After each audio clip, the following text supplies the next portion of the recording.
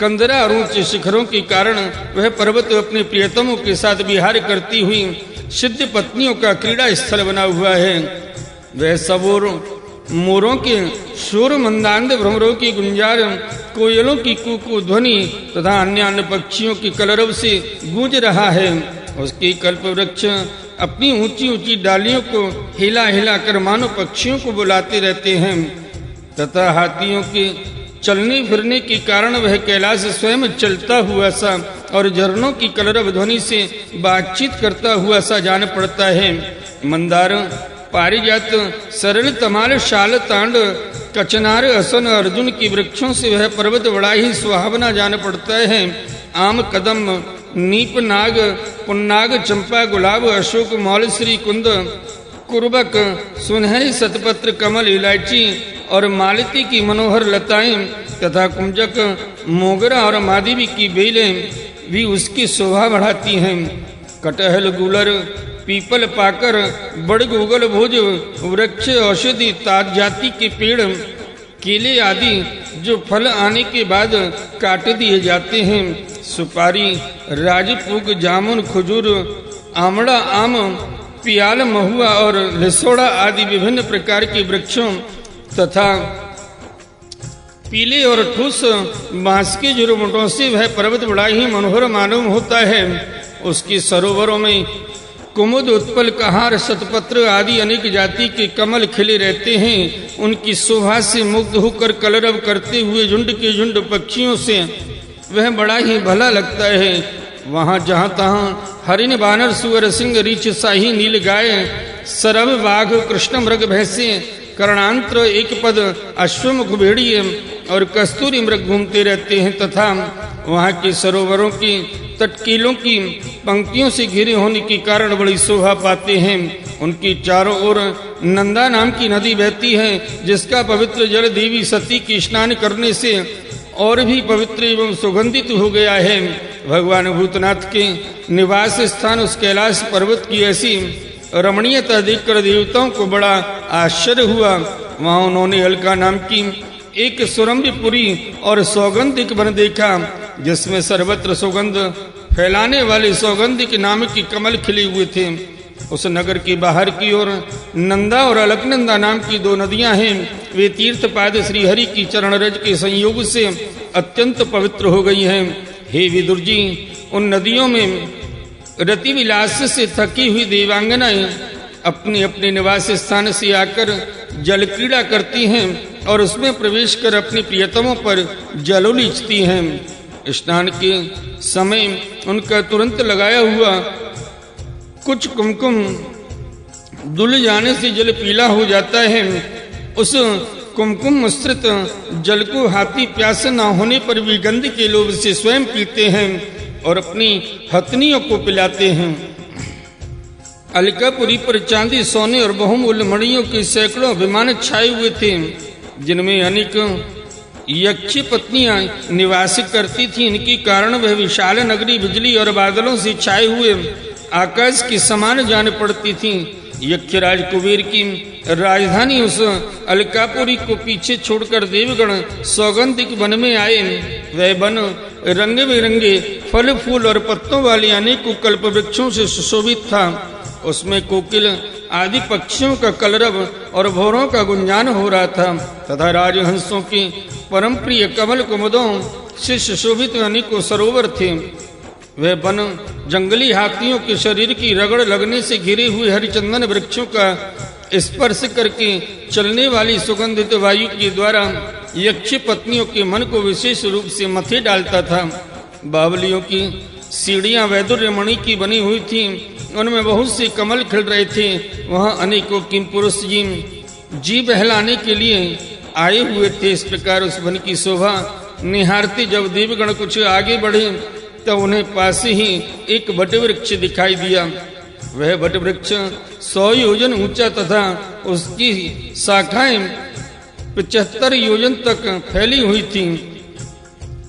उसकी चारों ओर सर्वदा अवचल छाया बनी रहती थी, इसीलिए घाम का कष्ट कभी नहीं होता था तथा उसमें कोई घोंसला भी न था।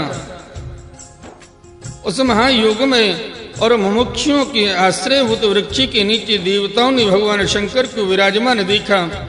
वे साक्षात क्रोधहीन काल के समान जान पड़ते थे। भगवान भूतनाथ का श्री अंग बड़ा ही शांत था। सनंदन आदि शांत सिद्धगण और सखा यक्ष राक्षसों के स्वामी कुबेर उनकी सेवा कर रहे थे। जगतपति महादेव जी सारे संसार के सुहृद हैं, स्नेह व सबका कल्याण करने वाले हैं।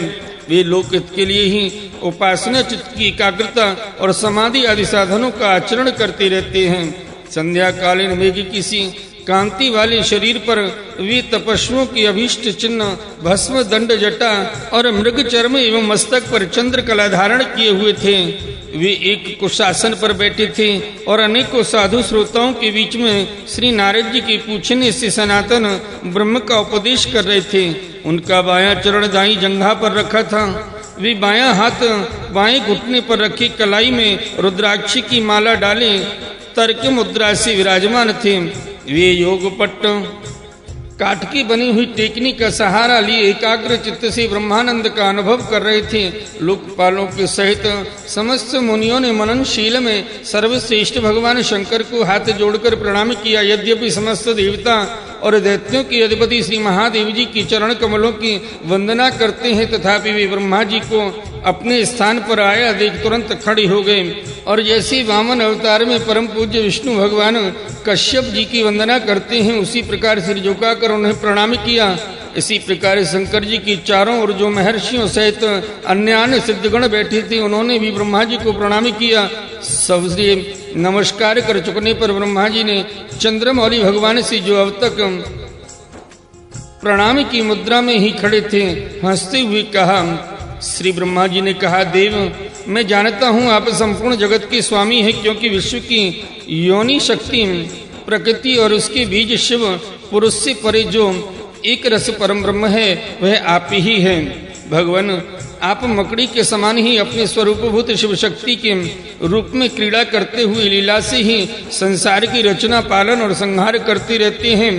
आपने ही धर्म और अर्थ की प्राप्ति कराने वाले वेद की रक्षा के लिए दक्ष को नितंब बनाकर यज्ञ को प्रकट किया है। आपकी ही बांधी हुई ये वर्णाश्रम की मर्यादाएं हैं, जिनका नियमनिष्ठ ब्राह्मण श्रद्धा पूर्वक पालन करते हैं। हे मंगलमय महेश्वर, आप शुभ कर्म करने वालों को स्वर्गलोक अथवा मोक्ष पद प्रदान करते हैं तथा पाप कर्म करने वालों को घोर नरकों में डालते हैं। फिर भी किसी किसी व्यक्ति के लिए इन कर्मों का फल उल्टा कैसे हो जाता है। जो महानुभाव आपके चरणों में अपने को समर्पित कर देते हैं, जो समस्त प्राणियों में आपकी झांकी करते हैं, जो समस्त जीवों को अभेद दृष्टि से आत्मा में ही देखते हैं, वे पशुओं की समान प्राय क्रोध के अधीन नहीं होते। जो लोग भेद बुद्धि होने के कारण कर्मों में ही आसक्त हैं, जिनकी नीयत अच्छी नहीं है, दूसरों की उन्नति देखकर जिनका चित्त रात दिन कुढ़ा करता है, और जो मर्मभेदी अज्ञानी अपने दुर्वचनों से दूसरों का चित्त दुखाया करते हैं, आप जैसे महापुरुषों के लिए उन्हें भी मारना उचित नहीं है, क्योंकि वे बेचारे तो विधाता के ही मारे हुए हैं। हे देवादिदेव, भगवान कमलनाभ की प्रबल माया से मोहित हो जाने के कारण यदि किसी पुरुष की कभी किसी स्थान में भेद बुद्धि होती है, तो भी साधु पुरुष अपने पर दुख कातर स्वभाव के कारण उस पर कृपा ही करते हैं। दैववश जो कुछ हो जाता है वे उसे रोकने का प्रयत्न नहीं करते। हे प्रभु, आप सर्वज्ञ हैं, परम पुरुष भगवान की दुस्तर माया ने आपकी बुद्धि का स्पर्श भी नहीं किया। अतः जिनका चित्त उसकी वशीभूत होकर कर्म मार्ग में आसक्त हो रहा है, उसके द्वारा अपराध बन जाए तो भी उन पर आपको कृपा ही करनी चाहिए। भगवान, आप सबके मूल हैं, आप ही संपूर्ण यज्ञों को पूर्ण करने वाले हैं। यज्ञ भाग पाने का भी आपको पूरा अधिकार है, फिर भी इस दक्ष के बुद्धिहीन याचकों ने आपको यज्ञ भाग नहीं दिया, इसी से यह आपके द्वारा विध्वस्त हुआ है। अब आप इसे अपूर्ण यज्ञ का पुनर्द्वार करने की कृपा करें। प्रभु, ऐसा कीजिए जिससे यजमान दक्ष फिर जी उठे, भग देवता को नेत्र मिल जाएं, भृगु जी की दाढ़ी मूछ आ जाए और पूषा के पहले के ही समान दांत निकल आए। रुद्रदेव अस्त्र शस्त्र और पत्थरों की बौछार से जिन देवता और अतित्वजों के अंग प्रत्यंग घायल हो गए हैं, आपकी कृपा से वे फिर ठीक हो जाएं। यज्ञ संपूर्ण होने पर जो कुछ शेष रहे वह सब आपका भाग होगा। यज्ञ विध्वंसक, आज यह यज्ञ आपके ही भाग से पूर्ण हो। बोलो यज्ञ भगवान की जय। बोले श्रीमद्भागवत महापुराण की जय। आइए भक्त वृंदो, श्रीमद्भागवत महापुराण के चतुर्थ स्कंद में 7वां अध्याय दक्ष यज्ञ की पूर्ति का प्रसंग श्रवण करते हैं।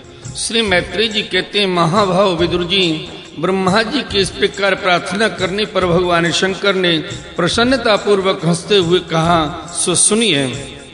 श्री महादेव जी ने कहा, प्रजापति, भगवान की माया से मोहित हुए दक्ष जैसे नासमझ को अपराध